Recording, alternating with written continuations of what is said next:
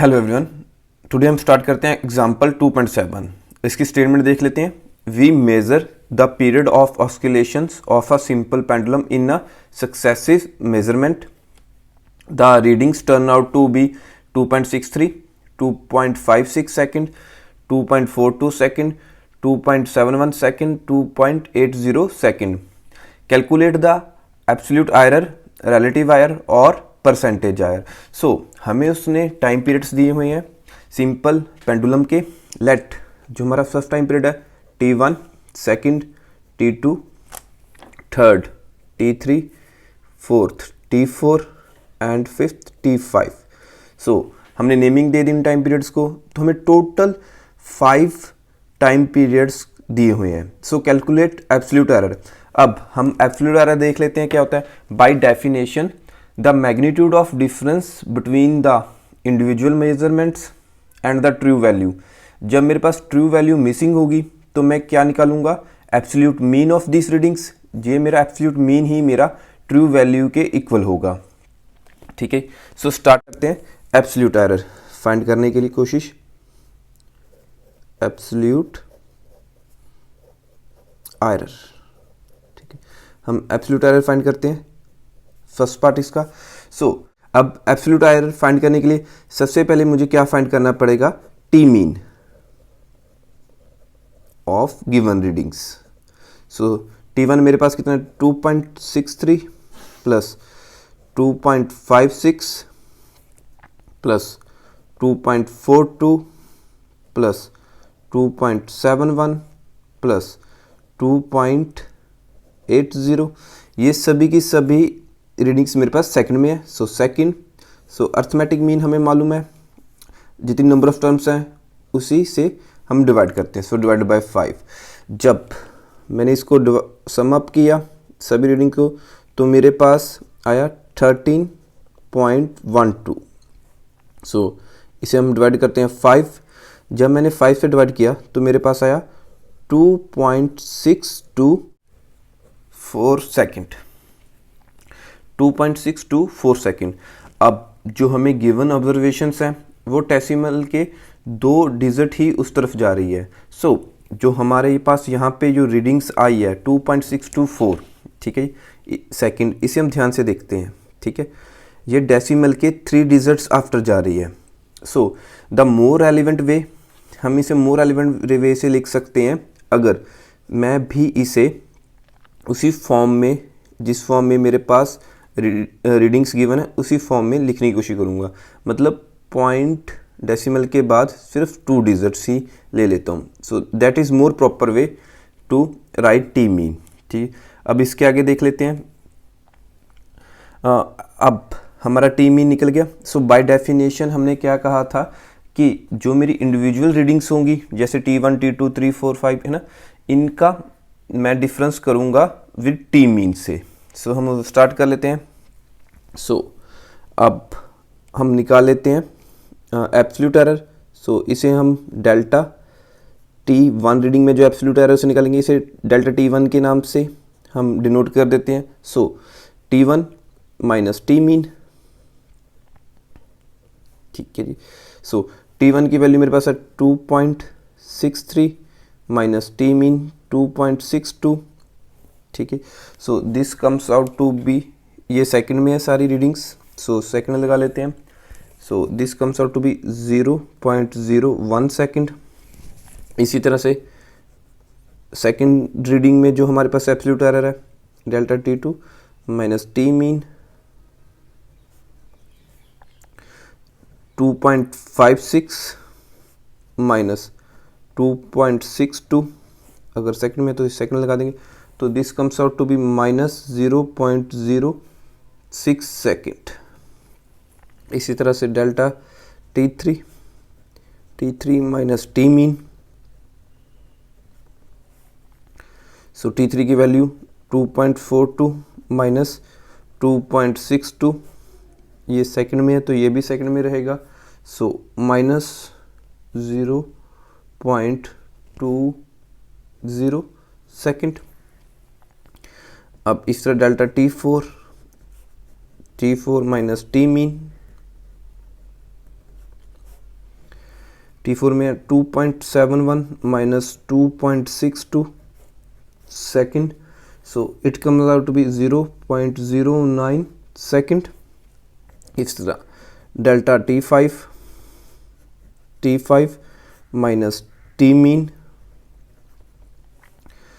2.80 minus 2.62 second में आ जाएगा, यह आ जाएगा 0.18 सेकंड। ठीक है, सो अब मेरे पास एब्सोल्यूट एरर्स एवरी रीडिंग में आ चुके हैं। ठीक है, बेशक हम जब भी एब्सोल्यूट एरर का अर्थमेटिक मीन निकालेंगे, यहाँ पे बेशक मेरे पास पॉजिटिव नेगेटिव आ रहे हैं, एब्सोल्यूट एरर का अर्थमेटिक मीन निकालेंगे तो ये सारी क्वांटिटी मैं पॉजिटिव में ही लिखूंगा। सो अब स्टार्ट कर देते हैं इनका अर्थमेटिक मीन निकालना। ठीक है, सो डेल्टा टी मीन, ठीक है, एब्सोल्यूट एरर्स की रीडिंग का अब हम मीन निकालेंगे। सो जब भी मैं मीन निकालूंगा, मैं जो ये वैल्यूज़ हैं ओनली मैग्नीट्यूड में लूँगा। ठीक है जी, सो मतलब कहने का कि all the quantities in positive terms ही लूँगा। सो 0.01 प्लस 0.06, सो यहाँ पे बेसिक साइन माइनस का है पर हम क्या लेंगे प्लस, 0.02 प्लस 0.09 प्लस 0.18। ठीक है, all units are in second, so second. So mean arithmetic mean तो हमें मालूम है, जितनी नंबर ऑफ ऑब्जर्वेशंस हो उसी नंबर से हम डिवाइड कर देंगे। सो स्टार्ट करते हैं, अब इन्हें सम कर देते हैं। सो ये मेरे पास है 0.54 second divided by 5। So my t delta t means comes out to be 0.11 second। ठीक है, so this is my absolute mean. ठीक है जी, एब्सोल्यूट एरर का मीन आ गया। सो अब फर्दर स्टार्ट करते हैं हम। If we do a single measurement the values we get may be in range. ठीक है, हम एक सिंगल मेजरमेंट को लेना चाहते हैं, इसमें सिंगल मेजरमेंट को लेना चाहते हैं। सो हम जब भी इस रेंज में लिखेंगे कि जरा for example the period of oscillations of the simple pendulum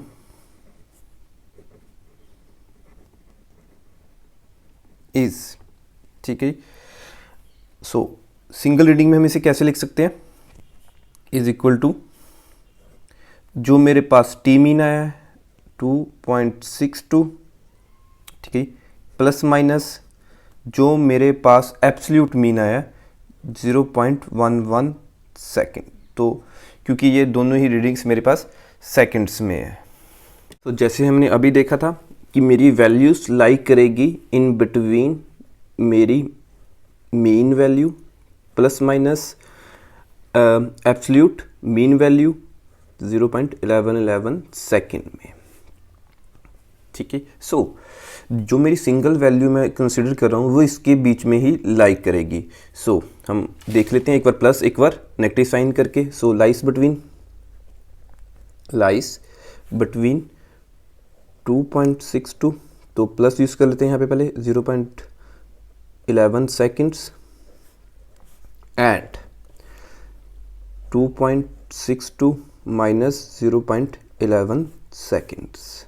ठीक है, सो इन्हें अब यहाँ पे ऐड कर देते हैं, तो मेरे पास क्या आ रहा है 2.73 सेकेंड और यहाँ पे कितना आ रहा है 2.51 सेकेंड। ठीक है, अब यहाँ पे हम एक बात देख लेते हैं, देयर इज़ अ एरर। वो क्या कह रहा है कि there is error in 10th second. ठीक है, इस बात को देखते हैं 10th सेकेंड कि पॉइंट के बाद फर्स्ट डिजिट में भी एरर है मेरे पास। So there is hence no point in giving the period of 100th।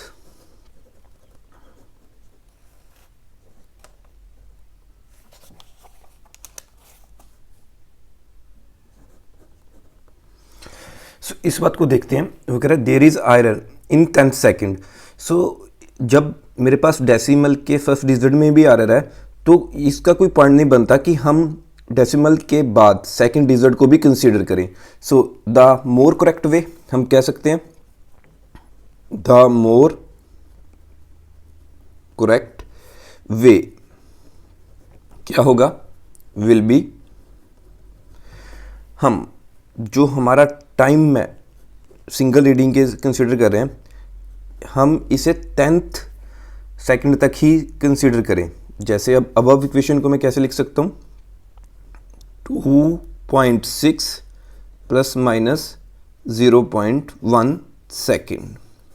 ठीक है, जितनी ज़्यादा हम डिजिट्स कंसीडर करेंगे आफ्टर डेसिमल उतनी ही ज़्यादा मेरे पास जो ऑब्जर्वेशंस है और रिजल्ट्स हैं वो एरर से भरपूर होगा और फुल ऑफ एरर्स होगा। सो अब इसे देख लेते हैं। अब जो 2.6 वैल्यू है मेरे पास, ठीक है जी, इसमें मेरे पास 6 जो आफ्टर डिजिट है देख लेते हैं। जो दिस वैल्यू 2.6 की मेरी वैल्यू है, जो मेरे पास 0.6 है, ठीक है जी, जो आप कह सकते हैं कि पॉइंट के बाद 6 डिजिट है, ये मेरे पास अनरिलायबल है। ठीक है जी, least number least number 6 is unreliable. Unreliable क्यों है ये, क्योंकि इसकी वैल्यू इन बिटवीन 5 और 7 कहीं भी हो सकती है। Since it may be anything, since it may be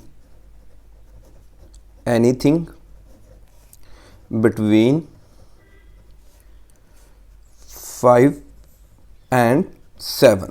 ठीक है जी, ये कॉन्सेप्ट जब आप सिग्निफिकेंट फिगर्स स्टडी करेंगे तो और क्लियर हो जाएगा। सो अब हम स्टार्ट करते हैं। अपना क्वेश्चन के अकॉर्डिंग हमें क्या गिवन था कि क्या फाइंड करना है, ठीक है, उसे देखते हैं। उसने कहा रिलेटिव आयर और जब परसेंटेज आयर दोनों में कोई भी फाइंड कर लो। सो स्टार्ट करते हैं। पहले हम रिलेटिव आयर देख लेते हैं क्या होता है। रिलेटिव आयर, ठीक है, बाय फार्मूला रिलेटिव आयर का फार्मूला मेरे पास क्या है, डेल्टा टी मीन, मतलब एब्सोल्यूट आयर रीडिंग का mean divided by T mean. ठीक है, सो उसने कहा मुझे रिलेटिव एरर फाइंड कर लो, जब परसेंटेज एरर फाइंड कर लो। हम यहाँ बोथ ही फाइंड कर लेते हैं क्योंकि ये एक साथ रिलेटेड है। सो स्टार्ट करते हैं। सो मेरे पास डेल्टा टी मीन की वैल्यू क्या आई थी, जब हमने इसे मोर करेक्ट वे से लिखा था 0.1 डिवाइडेड बाय टी मीन मेरे पास कितना आया था 2.6। ठीक है, अब इसे आप सॉल्व कर रहे हैं तो आपके पास आएगा 0.03846, ऑलमोस्ट आप कह सकते हैं 0.04। ठीक है, ये मेरे पास आ गया रिलेटिव एरर। सो अब परसेंटेज एरर का फार्मूला भी देख लेते हैं।